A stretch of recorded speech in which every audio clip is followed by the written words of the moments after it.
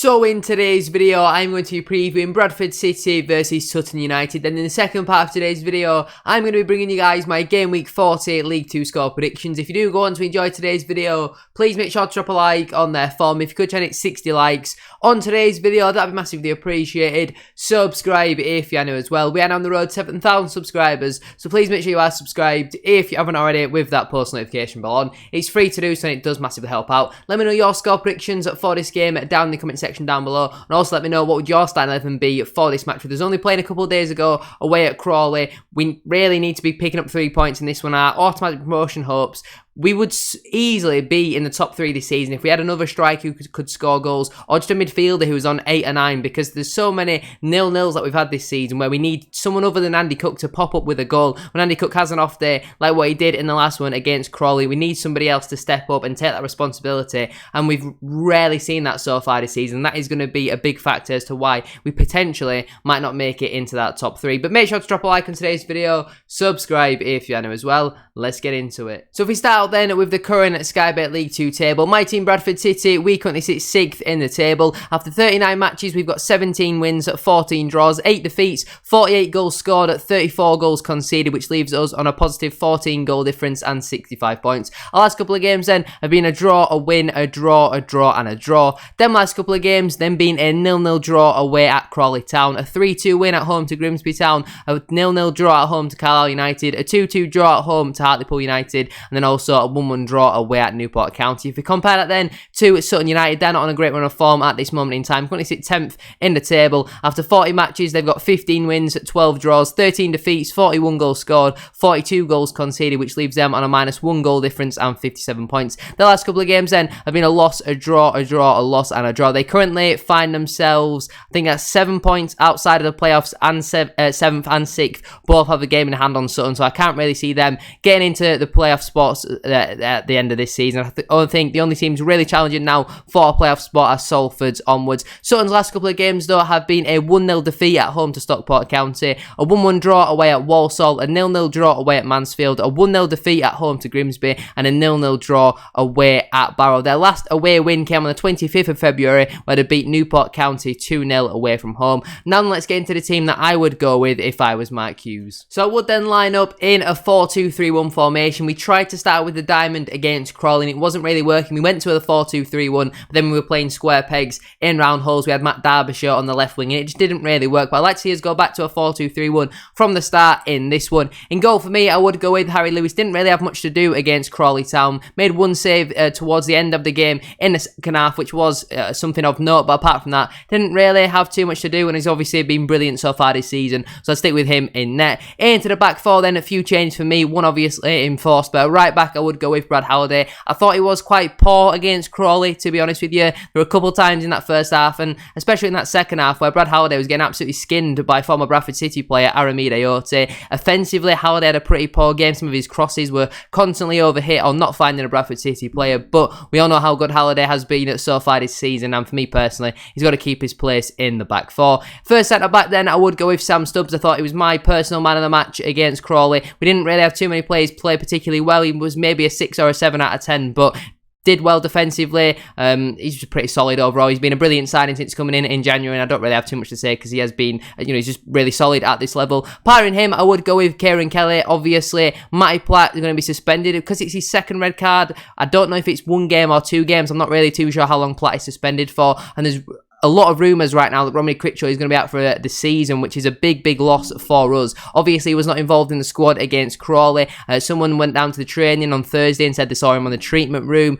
Critchlow was just unavailable. Hughes didn't really say why in his post-match interview, so that only really leaves Sam Stubbs to be partnered with Kieran Kelly or Timmy Odesina. From what I've seen so far, I think Kelly looks better than Odesina. Kelly's not really put a foot wrong, to be honest with you, but the majority of that time has been in a back 3 rather than a back 4. But I'd like to see him get a chance from the start, see what he's about, because next season he probably is going to be a long-term replacement for Critchlow at Bradford City. Left back, I would go with Talaji Bowler. I just, again, don't see enough in the last game from Liam Rideout. Defensively poor, just stepped off his man far too much, allowed too many crosses into the box. Offensively, really poor, cannot cross for the life of him, to be honest with you. Bowler, he's not much better really, but at least he's got a bit of pace about him, so I'd stick with him at left back. Into the 2 central midfielders then, at first I would go with Richie Small. Does the dirty stuff, obviously Adam Clayton still out injured, I thought Smallwood had a pretty tidy game against Crawley. He didn't really do too much right. His set pieces, again, weren't great, but didn't really put a foot wrong, apart from really his set pieces. So I'm not going to drop him for the sake of it. I think him and Gilead in the centre of midfield have been playing well recently. Gilead had some good moments against Crawley, but then he had some frustrating moments. But I think out of all the options at the moment, with how much football everyone's playing, I would like to see Gilead keep his place in the side. But if East comes in, or even Osadibe gets a chance from the start, I certainly wouldn't have any complaints with that.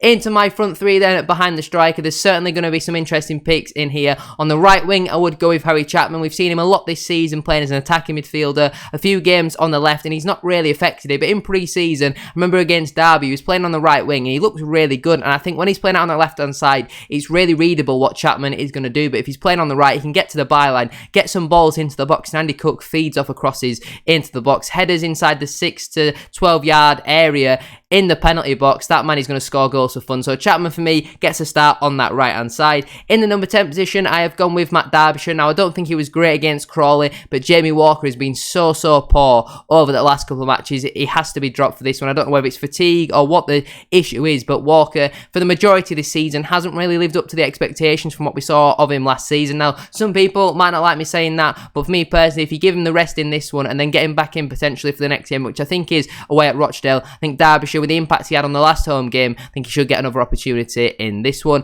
On the left wing, I have gone with Scott Banks. Now, again, similar to Chapman, in the fact that we want him to be getting to the byline and getting balls into the box rather than it being so predictable that he wants to cut in, and specifically with Scott Banks, because he seems so hesitant to take things on his right foot, which is obviously understandable, but it is now at that stage where it's really readable that he wants to cut in from the right-hand side, whereas if you're playing on the left, you can either go inside and try and play the ball to the overlap, or you can get to the byline yourself and get a ball into the box. I think there are a lot of our front three sort of players behind the striker have underperformed over the last couple of matches, so for me personally, I like to see a front three behind the striker of Chapman, Derbyshire and Banks. And up front for me, I've stuck with Andy Cook. Now, it will be interesting to see how Mark Hughes does handle the situation. Obviously, last time Andy Cook missed a few chances, he then dropped him for the next 6 or 7 games. So, who knows what Hughes is going to do. Fingers crossed he's maybe learnt from his lesson previously and he keeps him in the side, because I know he's a confidence player and he'll be absolutely kicking himself. He's probably had sleepless nights over some of them chances, and he will want to put it right in this one. He's probably glad that there's a game in 3 days after the last one. So, for me personally, you've got to keep him in there. 26 goals in all comps, 23 in the league. The man needs to win the Golden Boot as well. It'd be criminal if all these goals at the end of the season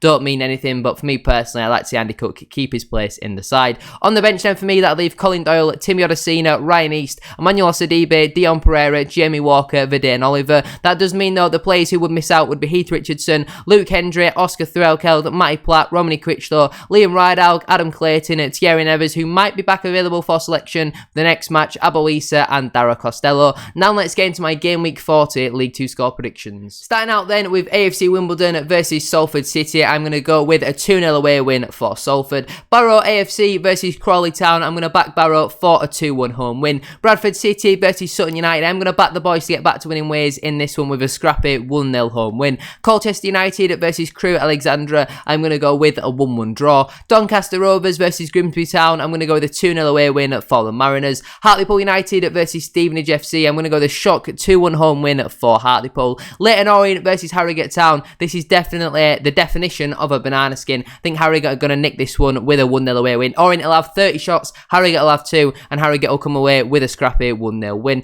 Mansfield Town versus Rochdale AFC, I know Rochdale have been on a decent run of form recently, but I think Mansfield will put them to bed pretty comfortably with a 3-0 home win. Northampton Town versus Gillingham FC, I think this one will be quite a tight game to be honest with you, but I'm going to back the home side for a 1-0 home win. Stockport County versus Newport County, I think this will be a pretty comfortable 2-0 home win for Stockport. Tranmere Rovers versus Swindon Town, I think this either ends goalless or it has a fair few goals in it, so I'm going to go with a 2-2 draw. And finally, Walsall FC versus Carlisle United, I'm going to get back Carlisle for the 1-0 away win. But anyway, that is where I'm going to leave it for today's video. If you have enjoyed it, please make sure to drop a like on there for me. If you could try and hit 60 likes, as I said at the start of today's video, that'd be massively appreciated. Subscribe if you are new as well. We are on the road to 7,000 subscribers, so please make sure you are subscribed if you haven't already, with that post notification bell on. It's free to do so and it does massively help out. Don't forget as well to drop a comment in down the comment section down below. What is your score prediction for this match and what would be your starting 11 for this game? Don't forget as well to subscribe to my second channel. The link is down in the description down below. We are trying to get 1,000 subscribers over there, so please feel free to go over